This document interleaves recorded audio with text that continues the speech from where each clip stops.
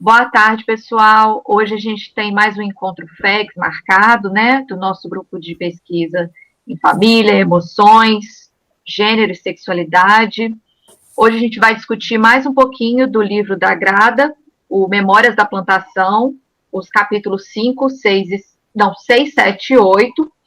E hoje a gente vai iniciar o nosso encontro com uma apresentação da Dani. A Dani, que é doutoranda do PPG-CSO, mestre em Ciências Sociais pelo PPG-CSO também, graduada pelo Bacharelado Interdisciplinar em Ciências Humanas, graduada também e licenciada em Ciências Sociais. A Dani tem experiência na área de antropologia urbana, voltada para os estudos sobre os tipos de sociabilidade que acontecem nos espaços urbanos, mais precisamente nas cidades do interior de Minas Gerais. Atualmente, a Dani desenvolve investigações sobre as relações étnico-raciais em torno do cabelo crespo e seus tipos de manipulações, se atentando especificamente para a investigação dos discursos e experiências de mulheres negras influenciadoras digitais que produzem conteúdo sobre a transição capilar, alisamento químico e identidade negra. Então, eu vou passar a palavra agora para a Dani. Muito obrigada, viu, meu bem? E arrasa. Oi, gente, boa tarde. Vou tentar falar mais pausadamente, tirar o ar de professora de sociologia que só tem 40 minutos para fazer chamada e explicar todo o conteúdo. Então, eu vou falar devagarzinho, tentar. E vou pôr minha apresentação aqui.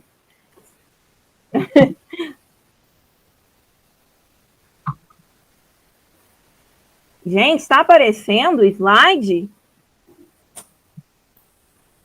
Sim. Sim. Tá. Vou começar aqui, começar do começo, é maravilhoso. Apareceu, né? Que eu não estou vendo ninguém. Então, gente, boa tarde. Como a Luísa falou, eu sou doutoranda, orientando do Rafael. E ele, conversando com ele sobre o meu campo, ele me disse, Dani, fala nesse estudo da Grada, que vai ter agora, porque a gente vai trabalhar o capítulo de política sobre o cabelo, né? Políticas sexuais e políticas da pele, eu acho. Aí eu falei, meu Deus, então tá. Então eu vou só explicar isso e depois eu vou começar a falar. Então, falando desse capítulo da Grada, no início do livro, a Grada fala, né, que o racismo, né, uma das características, né, do racismo é essa construção da diferença, né, a construção do outro. Então, isso é importante porque, deixa eu até olhar aqui nas palavras dela, né, essa construção da diferença e essa hierarquização, né, da diferença, quando você combina isso com o poder, né, você tem aí a supremacia branca. E por que é importante retomar isso? Porque quando a Grada vai fazer esse capítulo de políticas do cabelo, você vai ter ali um capítulo, né, que é pequeno, mas com relatos muito ricos de mulheres negras, né, a Alicia lá, né, e os relatos delas de invasão, né, desse corpo preto, né, desse cabelo, exatamente porque elas são consideradas outras, né? Então, a Grada vai e relata vários mecanismos, né, que a branquitude tem e faz, né, o que se utiliza para não prestar atenção, para não lidar com essas questões de racismo. Então, em vários momentos ela mostra, né, ela fala dessa ansiedade branca, usando a psicanálise, aí ela traz, né, a questão da regressão, que é como, né, as pessoas brancas, elas têm um processo de regredir, né, para uma situação de infantilidade, né, nos momentos que elas são racistas e fazem com que a situação se volte para elas, né, e deixa de forma secundária as pessoas que sofreram os ataques racistas, né. Então, ela fala desse mecanismo que é a regressão, porque ela é banhada, né, na psicanálise, a dissociação, que é a questão da imagem, né, dos jogos de imagem, e que ela usa o exemplo da música, que a Alicia fala, do namorado e a associação com os macacos. E aí, isso tudo está dentro, né, dessa construção do outro que a Grada fala, porque uma das características que ela coloca lá é essa relação, né? A gente coloca pessoas negras como outras, aí ela cita vários exemplos, coloca como infantilizado, e a questão do primitivo é uma delas, né? A Neuza Souza Santos falaria que seriam os mitos negros, né? Aí a Grada fala, enumera lá as formas como se coloca, né? Se constrói esse outro. E o primitivo é um deles. E quando você pensa o primitivo, e ela faz um capítulo sobre o cabelo, né? E tem essa associação de pessoas negras com o primitivo, você vê a questão do sujo, né? Principalmente das perguntas como você lava o cabelo, colocar o cabelo crespo como outro, como, né? Como que você lava? Como se fosse uma coisa assim, você é tão diferente que eu não consigo nem, o seu cabelo ele é tão crespo, é ruim, é um outro, não é um liso, que eu não consigo nem saber como que você lava. Então, assim, esse capítulo é importante, porque quando você pensa racismo e hierarquia, e vai trabalhar cabelo crespo, você começa a entender que você tem uma hierarquia, né, capilar. Não sei se vocês já viram na internet várias tabelas, né, que falam dos tipos de cabelo, e começa lá no 2A, 2B, 2C.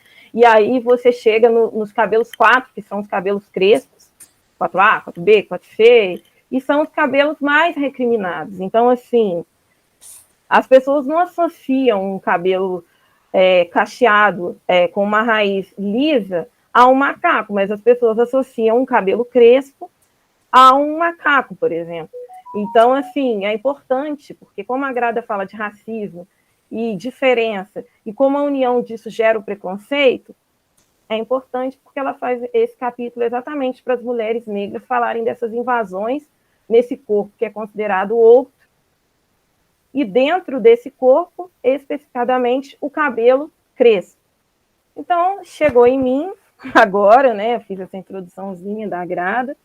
Então, você vê ali que tem, né, essa ansiedade branca de controle do corpo, né, negro, e o controle, assim, da colonização, né? Você vê que se a mulher negra descoloniza o cabelo, né, começa a usar o cabelo crespo, você vê ali uma ansiedade branca, né? Então, interessada por esses temas, eu fiz o meu projeto para estudar transição capilar, analisar trajetórias de mulheres negras e produção de vídeo no YouTube. E aí era, então, fazer que eles falam etnografia, né? Uma coisa na internet, mas etnografia online, tanto faz. Mas aí o Rafael falou, não, Dani, eu acho interessante você pesquisar essas mulheres olhando para elas mesmas.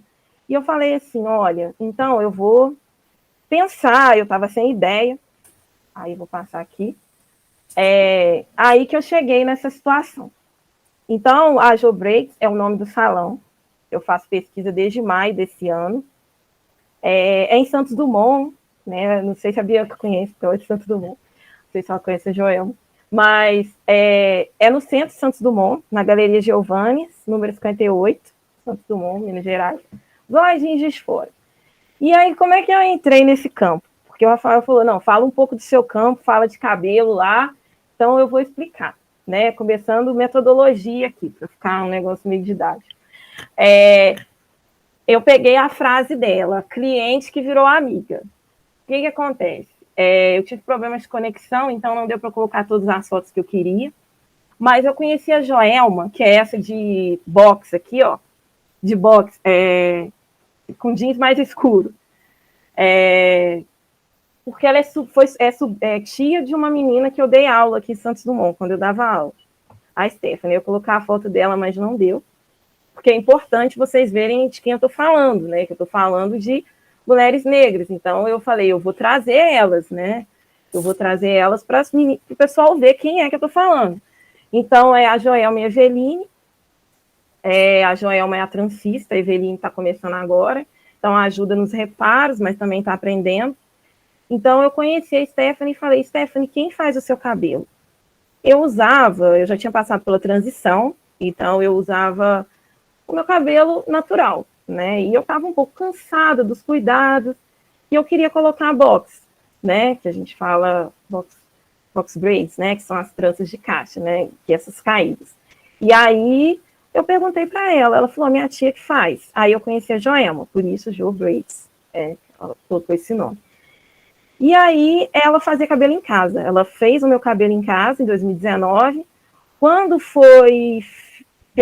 começou 2020, teve a pandemia, ela parou, até que ela foi fazer o meu cabelo, depois que deu uma melhorazinha pequenininha a pandemia, ela falou, não, vou ir fazer o cabelo correndo, e aí até que ela falou que, olha, em novembro, isso foi em novembro de 2020, eu vou abrir um salão. E aí eu falei, Rafael, então, a moça que fazia meu cabelo abriu um salão. E ela me chamou para inauguração. Aí ele falou assim, então por que você não começa a fazer pesquisa lá? E aí eu entrei, né, nesse trabalho de campo, e ela fala, Dani, você é a cliente que virou amiga. Por que é importante falar isso? Porque a Grada, ela fala lá, né, eu não fiz isso assim pensando muito. Eu queria estudar mulheres negras, mas eu não tinha pensado nessa questão de faixa etária, né? Só que foi importante porque eu sou uma pessoa de dentro, igual a Grada fala, porque eu sou uma cliente que virou amiga, que a Joelma me escreve assim. E acabou que essa escolha, né, na pesquisa de mulheres negras, com idade e classe parecidas com as minhas. Então, aconteceu muito daquilo que a Grada fala no livro, né? Que gerar esse conhecimento a partir de relações de poder mais igualitárias. Então, a minha pesquisa está enquadrada, né, dentro do que aconteceu com a Grada também. E a Eveline, ela tem 23 anos, a Joelma tem 33, ela tem 3 filhos, ela é trança, mexe com cabelo, né? Ela fala, mexo com cabelo, é uma categoria dela, né? Eu mexo com cabelo tem 17 anos, né? E aí ela passou por todas as fases de manipulação, né? Que ela fala, antes a gente usava o miojinho, né? Que é o canecalon. Depois a gente foi para o mega ré, agora é só trança, né? Agora é orgânico. Então, assim, ela faz todos os tipos de manipulações. Ela fez um curso para cabelo crespo, para cuidar, né, do cabelo crespo. Então, ela quer mudar, porque o espaço é pequeno. Aí, ó, espaço. Esse é o espaço de salão, né? Essa primeira foto é um espaço pequeno. Eu faço trabalho de campo aí, foi bem complexo na pandemia para mim, porque era um espaço pequeno e no início eu fiquei meio, assim, preocupada, né? Mas segui firme. E essa segunda foto é a inauguração. Eu estou aqui, gente, na foto. A Joelma aqui está de lace rosa, porque ela é uma pessoa que preza a diversidade capilar. Ela usa lace, ela está careca com o cabelo descolorido, só que essa última foto é atual, que eu mostrei na slide anterior, porque ela colocou trança semana passada. Então, ela aí na última foto de lace, eu estou na inauguração com as meninas lá, que ela me chamou. Então, esse é o espaço que eu faço trabalho de campo, né? Essas são algumas das clientes. E aí, agora, algumas questões, apontamentos. Esse salão, ele né?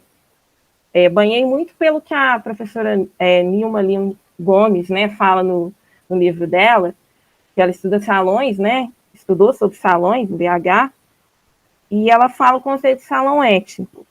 Então, o salão da Jo é um salão étnico, porque a Nilma Lima fala que para ser um salão étnico, você tem uma especificidade, né, racial das pessoas que frequentam esse salão, a clientela, né? Ali, em grande maioria, no salão da Jo são pessoas negras. E também, por que é um salão étnico? Porque o proprietário, né, ou a proprietária, tanto faz, ela tem o entendimento, né, da posição, né, dela como mulher negra. E também, para ser um salão ético, é quando você tem, né, uma valorização dos penteados, africanos ali no caso, e o trato com o cabelo crespo, né, de acordo com a Lima ali. E aí, entra no debate que a Grada fez nesse capítulo de política do cabelo. Que eu falei até no início, que essa diferença, né, o racismo, criar o outro, criar a diferença, e essa diferença, ela é um motivo para a invasão, né? Já que você é o outro, você é invadido, né? E aí, como que isso é refletido no meu trabalho?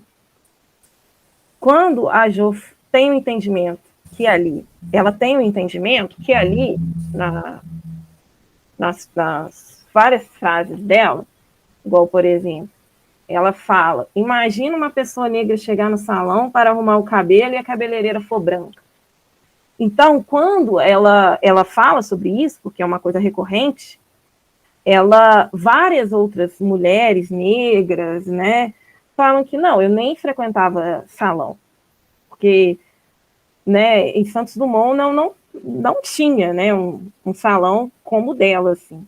Então, você tem um relato das mulheres que eu nem entrava em salão, porque você tinha o entendimento desse espaço, né, racializado para pessoas brancas. Então, assim, você tinha ali um trato que não era para o cabelo crespo. Então, por causa dessa invasão, né, a esse corpo, nesses tipos de estabelecimento, que não eram voltadas para o cabelo crespo, enfim, a Joelma fala, não, mas assim, aqui, trança é para o nosso cabelo, gente. Ela fala, as pessoas elas podem trançar, as outras pessoas, elas podem trançar, mas assim, você vê, nem dura, a raiz lisa nem dura, né?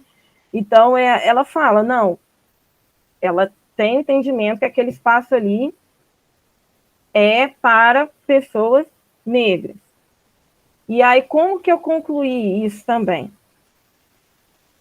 Teve uma cliente de pele clara que foi fazer trança, né? Porque é lógico que ali não existe no sentido de, tipo, você não vai poder fazer a trança só porque você não tem cabelo crespo. Ela falou, não, eu não faço isso.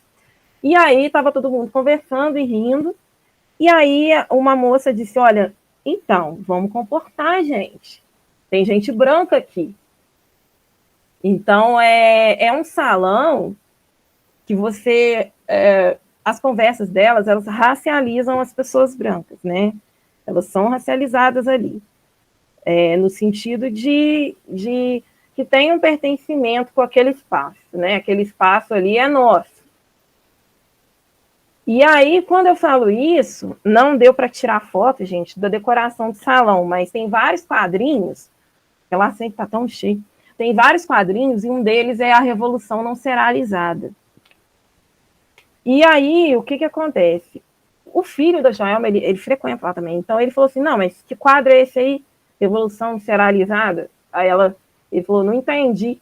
Aí ela disse, não, é porque agora a gente usa o nosso cabelo, a gente não precisa alisar mais.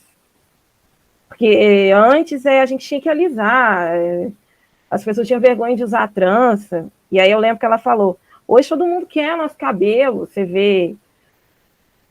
Então, assim, tem essa pegada de valorização ali, mas depois eu vou trazer um dado importante, né? Essa informação, segura aí, elas valorizam sim, mas tem um dado importante no final.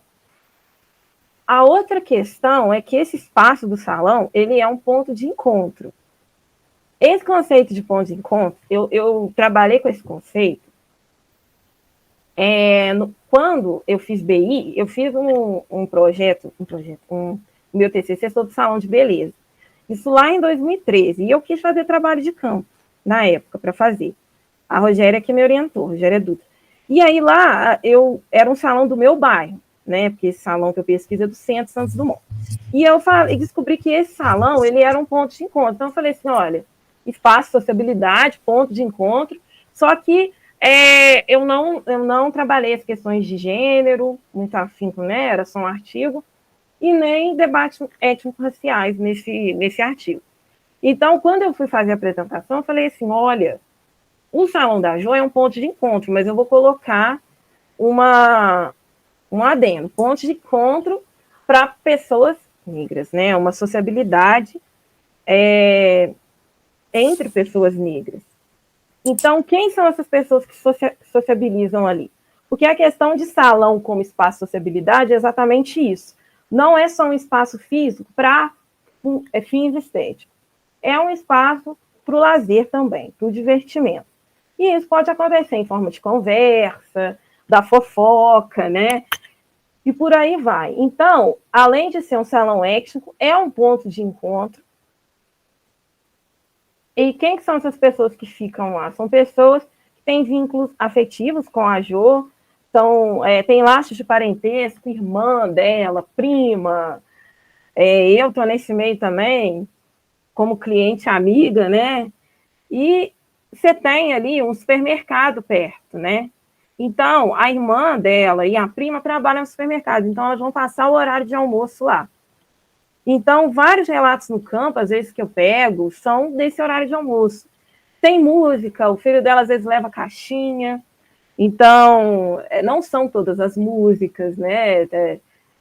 O hip hop, por exemplo, se faz presente ali, hip hop dos anos 2000, tem vendas, tem um personagem, eu falo personagem, porque são vários, né? Que é conhecido como coleguinha, que ele vende DVD lá. Então, ele vende DVD, então ele fica um tempão lá vendendo DVD, o pessoal leva cerveja, vende doce, a própria transista vende roupa. Então, assim, é uma rede de comércio ali também que está entrelaçada. Você vê muitos artigos de sociabilidade que coloca o salão, né, interligado a várias outras redes de comércio. Esqueci o nome do artigo, mas eu procuro depois. Então, você tem o supermercado, que está entrelaçado ao salão, tem a loja Coisas de Preta, que é onde vende material para fazer trança, que é o Jumbo, Lastec, o cabelo orgânico, o cabelo natural para mega hair. Então, eu também circulo ali. E você tem a barbearia do lado, que é onde você tem troco aí, troca lá na barbearia, fala que é a moça do salão. Tem as lojas americanas ali, vai nas lojas americanas. Então, assim, é uma rede de comércio ali que marca esse salão da Jo. E aí, eu coloquei agora um salão para todos, porque é um salão para todos no sentido de faixa etária, né, e de gênero também. Eu não consegui colocar todas as fotos. Mas você vê, tem criança, esses menininhos aí fazendo essa pose são os menininhos dela. Eu me coloquei no slide, então eu sou a segunda foto. Você vê senhorinhas, né, um rapaz. Então, assim, em relação à faixa etária, eu já vi ela fazendo cabelo de crianças de 6 anos e já vi a senhorinha de 80 fazendo nagô. Então, assim, nesse sentido de faixa etária, lá é impressionante. E aí, estou terminando a minha apresentação já, com esse slide. E agora eu vou fazer uma argumentaçãozinha aqui do que eu refleti. Essa frase, se eu tivesse esse cabelo, eu não colocaria tranças? Aspas, era para estar no final? Ah, não, acho que está certo. É uma frase que elas falam para mim. Eu tenho um cabelo crespo, se enquadraria no 4A, mais ou menos. E ele cresceu muito. Então, quando eu tiro as tranças e vou lá para fazer os cabelos, muitas pessoas que chegam lá e falam, olha, se eu tivesse seu cabelo, eu não colocaria trança. Então, você tem um entendimento ali de que tem cabelos que não precisa colocar cabelos. Mas, tipo assim, tá confuso? Tá. Por quê? O salão da Jo é um lugar, né, que as interlocutoras falam, que é um lugar para colocar cabelo. E aí, quando elas falam colocar cabelo, relacionando muito a questão artesanal e também de extensão, né? Que é você, né, fazer as tranças com jumbo, né?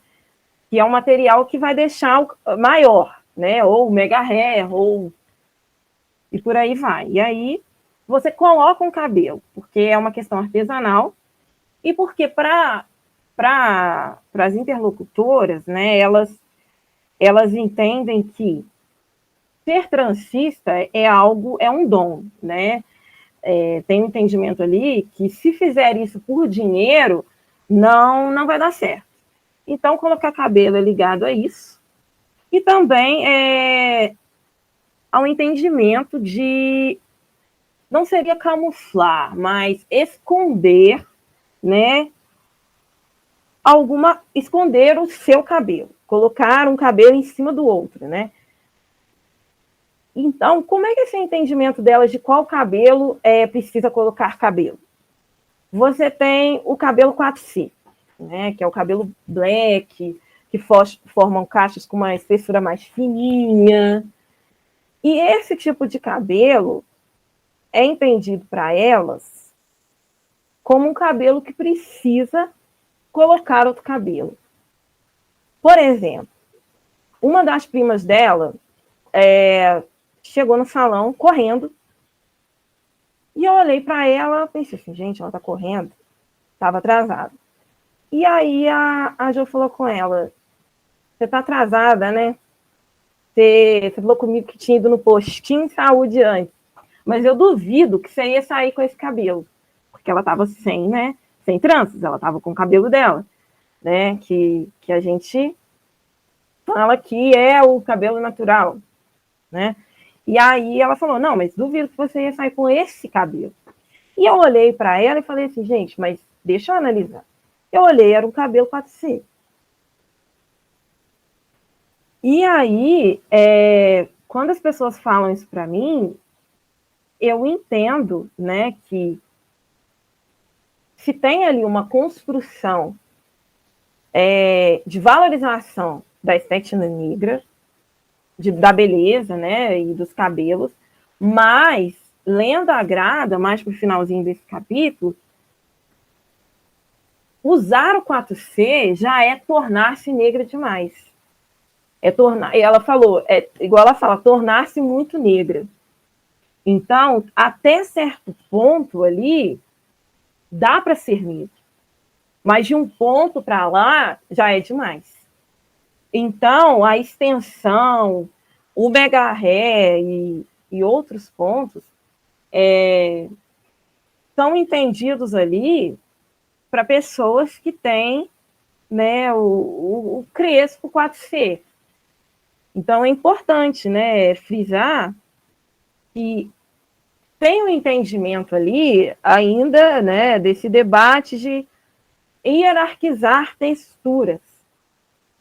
E muitas dessas mulheres entram naquilo que a Grada disse, né, que se veem forçadas a tirar, né, de desracializar esses sinais mais significativos, né? E o crespo, o cabelo crespo, ele é significativo. Então, você tem ali um debate sobre isso. E é importante frisar, né, que elas valorizam, mas, como a Grada disse, e analisando os meus dados, o 4C já seria tornar-se muito negra, né? E, no mais, gente, a minha apresentação seria isso. Eu tinha separado o Instagram dela, o print do Instagram, para mostrar para vocês, mas não deu tempo. E é importante falar também que elas são muito ligadas às mídias sociais. Quem quiser seguir o salão dela, que eu falei que ia trazer seguidores, Jo Breis. Ela grava reels, né? Tem toda uma dinâmica ali de influencers, né? Influencers de cidade de médio porte, mas influencers que não deu para trabalhar aqui também, porque é muito grande, né? Estou fazendo trabalho desde maio, Mas, assim, ela produz conteúdo sobre cabelo, os filhos dela. Eu produzi também trabalho de campo, algumas coisas, ela posta. Então, assim, é muito ligado às mídias, né? No mais, gente, a minha apresentação era isso. Eu acho que eu falei demais. Né? Peraí. Vou tirar a tela. Dani, você nunca fala demais. Você só ensina pra gente. Eu fico maravilhada de te ouvir. Então, a gente encerra aqui com a apresentação da Dani. A Dani trouxe todos esses elementos para a gente discutir agora nesse momento posterior, né? A gente observa como o cabelo funciona como uma extensão da nossa identidade, né? E os próprios espaços comunitários que se formam, os salões, o salão que a Dani está fazendo o trabalho de campo dela, funciona como um verdadeiro microcosmo, né? Dessas relações sociais, né? Uma centralização de toda essa expertise, né? Com o tratamento do cabelo, onde a gente pode identificar diversos marcadores culturais, né? Linguagens, músicas. Então, espaço também é de união, de segregação, às vezes, né? Dos certos tipos de cabelo e seleções, né? Das relações sociais ali. Então, eu achei muito interessante essa apresentação da Dani, agradeço muito. E a gente encerra aqui esse encontro, agradecendo muito a presença de todos vocês. E semana que vem nos reuniremos de novo. Beijos.